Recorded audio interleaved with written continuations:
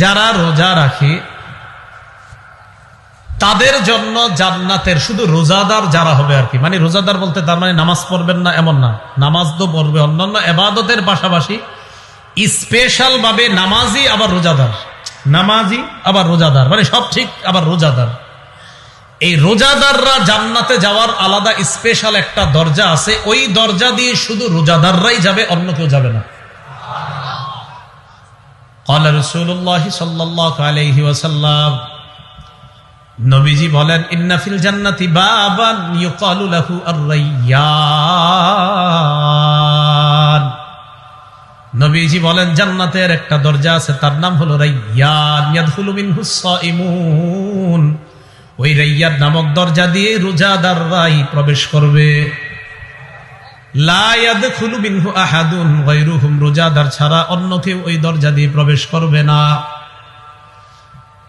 নবীজি বলেন, ফাইদা দাখালু উগলিকা, রোজাদাররা যখন রায়্যান নামক দরজা দিয়ে প্রবেশ করবে, করার পর উগলিকা, ওই দরজা বন্ধ করে দেওয়া হবে।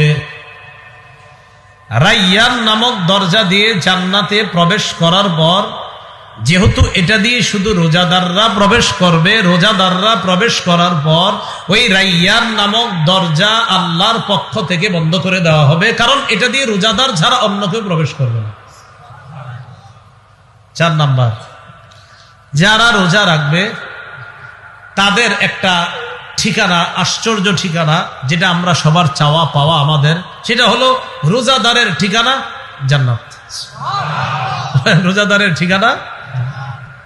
আবু উমামা রাদিয়াল্লাহু তাআলা তিনি বলেন, আতাইতু রাসূলুল্লাহ সাল্লাল্লাহু আলাইহি ওয়াসাল্লাম, আমি রসুলের কাছে আসলাম, আসার পর বললাম, মুরনি বিআমালিন ইউদখিলুনিল জান্নাহ, ইয়া রাসূলুল্লাহ, এমন একটা আমল আপনি আমাকে বলেন যে আমলটা আমি করব, আর ওই আমল আমাকে জান্নাতে প্রবেশ করাবে, এমন একটা আমল আমাকে বলেন। নবীজি বললেন, আলাইকা বিস-সাওম, তুমি রোজা রাখো। কি রাখো? তুমি রোজা রাখো, রোজাকে মজবুত ভাবে আঁকড়ে ধরো, এই রোজা রাখো, রোজাই তোমাকে জান্নাতে প্রবেশ করো।